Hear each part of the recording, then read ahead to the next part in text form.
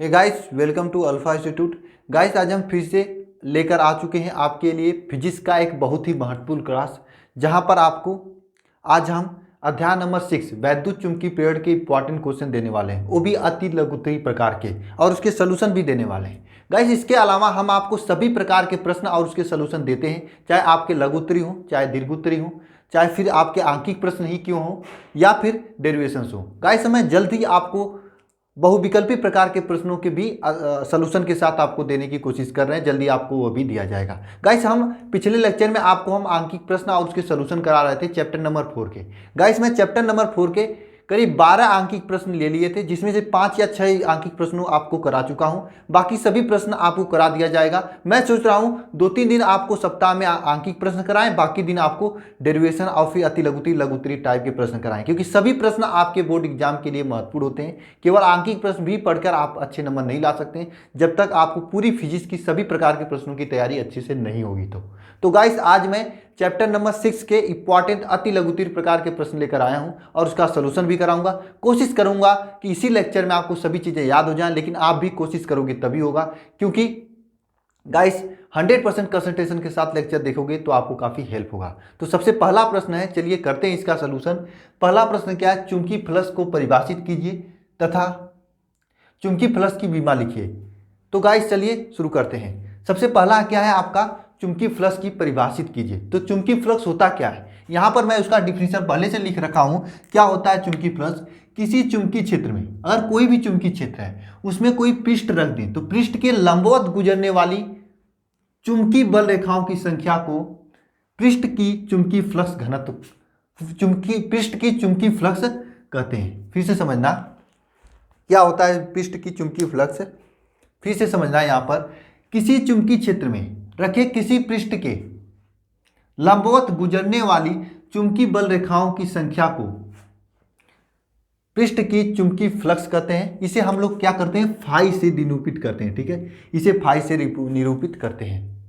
यानी किसी भी चुंबकीय क्षेत्र है, वहां पे कोई अगर पृष्ठ रख दिया जाए तो पृष्ठ के लंबवत गुजरने वाली चुंबकीय बल रेखाओं की संख्या को उस पृष्ठ का चुंबकीय फ्लक्स कहते हैं। इसे फाई से निरूपित करते हैं। और फाई का यहां पर हम विमा पूछा गया, तो फाई का विमा क्या होता है? ध्यानपूर्वक यहां पर लिख लीजिएगा आप लोग। देखिए गाइस, ये अति लघुत्तरीय टाइप का प्रश्न है, इसलिए मैं 2 लाइन का डिफिनेशन बताया हूं। जब मैं इसे दीर्घोत्तरीय में अगर ये प्रश्न पूछा जाता तो वहां पर बड़ा मैं आपको लिखाता। तो आप इसमें टू द पॉइंट पढ़िए। अंतिम समय है, इसमें पूरी बुक पढ़ने लगेंगे, अच्छे से पढ़ने लगेंगे, समझने लगेंगे, तो टाइम निकल जाएगा और समझ में तो आ जाएगा, लेकिन 2 ही 3 चैप्टर समझ पाएंगे। इसलिए तेजी से उन सभी प्रश्नों को पढ़ना आवश्यक है जो आपके एग्जाम में सीधे पूछी जाती है, जो आपके एग्जाम में आती है।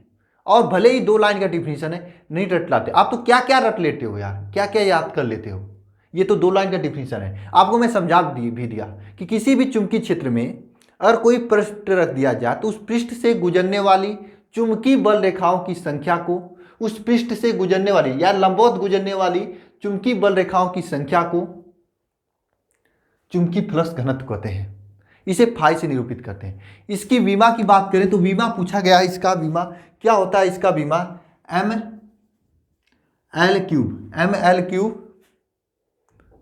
L square T minus 2 M L square होगा, M L square T minus 2 A minus 1, ये इसकी विमा होती है। क्या? M L square T minus 2 A minus 1, ये इसकी विमा होती है। इसे याद कर लीजिएगा, पहला क्वेश्चन हो गया। फिर से मैं एक बार रिपीट करता हूं पहले क्वेश्चन को। क्या होता है चुंबकीय फ्लक्स? किसी भी चुंबकीय क्षेत्र में कोई पृष्ठ रख दिया जाए, कोई भी चुंबकीय क्षेत्र है वहां पे कोई पृष्ठ रख दिया जाए तो पृष्ठ के लंबवत गुजरने वाली चुंबकीय बल रेखाओं की संख्या को उस पृष्ठ के लिए चुंबकीय फ्लक्स कहते हैं। और उस पृष्ठ के लिए चुंबकीय फ्लक्स कहते हैं और चुंबकीय फ्लक्स को फाई से निरूपित करते हैं। फाई इज इक्वल टू क्या होता है? फाई की विमा क्या होती है? M L square T minus 2 A minus 1, इसकी यह विमा होती है। ठीक है, कभी कभी इसका मात्रक भी पूछा जाता है, हम मात्रक भी आपको बताएंगे, लेकिन पहले ये दोनों चीजें समझिए। क्वेश्चन पूछेगा तो ये दोनों एक साथ पूछेगा, ये दोनों एक साथ पूछेगा। या तो इसकी आपको डिफिनेशन लिखने के लिए कहेगा, नीचे विमा लिखने के लिए कहेगा, और मैं उम्मीद करता हूं आप लिख लोगे। डिफिनेशन में क्या लिखना है आपको फिर से समझना।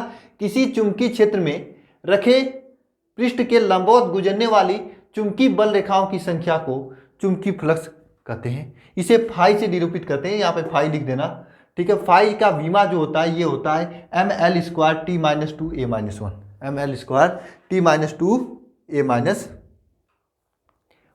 ठीक है। ये होता है चुंबकीय फ्लक्स की विमा और परिभाषा। बोलिए आपको समझ में आ रहा है कि नहीं? बहुत ही आराम से समझना, आराम से समझोगे तो अच्छा रहेगा। नेक्स्ट क्वेश्चन की ओर चलते हैं। लेंज का नियम किसके संरक्षण के अनुरूप उत्पन्न होती है? देखिए जो नेक्स्ट क्वेश्चन नंबर 2 है, लेंज का नियम किस नियम के संरक्षण के अनुरूप उत्पन्न होती है? ये जो प्रश्न है यह आपके दीर्घ उत्तरी में भी पूछा जाता है कि विद्युत चुंबकीय प्रेरण के संबंधित लेंज का नियम लिखिए। तो वहां पर लेंज का नियम क्या है और किस प्रकार से वो उत्पन्न होती है, सब चीजें आपको दीर्घ उत्तरी प्रश्न में समझाएंगे। लेकिन आज मैं जो आपको बता रहा हूं ये क्या लेंज का नियम क्या है इसे बताने जा रहा हूं। ये नहीं, लेंज का नियम किसके संरक्षण के नियम के अनुरूप उत्पन्न होती है ये बताने जा रहा हूं। मैं बता दूं ये जो प्रश्न है आपके बहुविकल्पी प्रश्न में भी पूछा जाता है।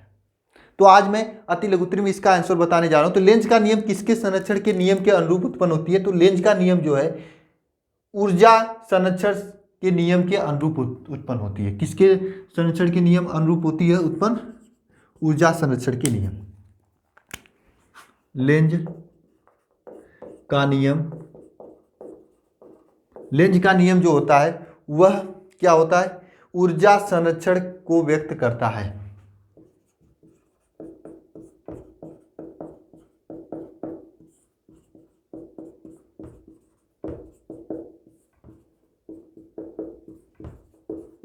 लेंज का नियम ऊर्जा संरक्षण को व्यक्त करता है।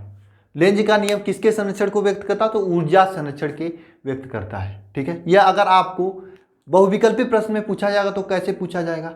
तो लिखेगा यहाँ पर आपसे बहुविकल्पी प्रश्न में क्वेश्चन लिखकर पूछेगा यह किसके संरक्षण के नियम को व्यक्त करता है? आवेग के संरक्षण के, या संवेग के संरक्षण के, या फिर ऊर्जा के संरक्षण के, या फिर द्रव्यमान के संरक्षण के? तो सही आंसर क्या होगा? यह ऊर्जा के संरक्षण को व्यक्त करता है। नेक्स्ट क्वेश्चन की ओर चलते हैं। क्या स्वप्रेरकत्व का सभी मात्रक लिखिए। स्वप्रेरकत्व का लगभग 4 मात्रक होता है या 3 मात्रक होती है, तीनों के तीनों मात्रक को लिखना है। तो चलिए उसको भी लिख लेते हैं। क्वेश्चन नंबर 3 का यहाँ पर आंसर लिख रहे हैं, ठीक है। क्या स्वप्रेरकत्व का कौन कौन से मात्रक होते हैं? तो स्वप्रेरकत्व का पहला मात्रक होता है वोल्ट। हम आपको स्वप्रेरकत्व क्या होता है यह लघु उत्तरी प्रश्न में बताएंगे, लेकिन अति लघु उत्तरी प्रश्न में मात्रक ही पूछा जाता है। तो मात्रक लिखिए। पहला मात्रक होता है वोल्ट, सेकेंड वोल्ट सेकेंड अपान यहां पर क्या होगा नीचे एम्पियर, एक यह मात्रक होता है। एक दूसरा मात्रक इसका यह भी होता है ओम सेकेंड, ओम सेकेंड, ठीक है। ये काफी बार आपके कॉम्पिटिटिव एग्जाम पूछा जाता है। तीसरा मात्रक हेरनी भी होता है, हेरनी भी होता है।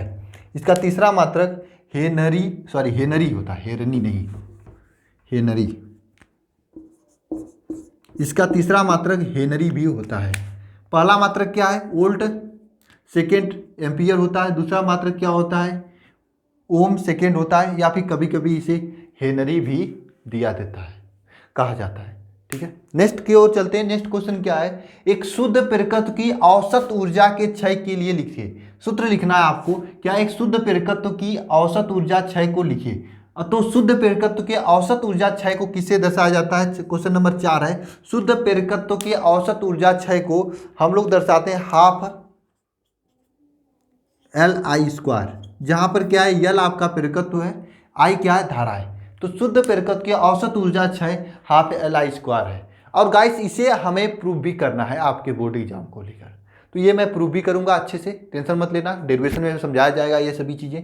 नेक्स्ट क्वेश्चन की ओर चलते हैं। क्या है? चुंबकीय फ्लक्स या फिर चुंबकीय फ्लक्स घनत्व। चुंबकीय फ्लक्स और चुंबकीय फ्लक्स घनत्व का मात्रक लिखिए।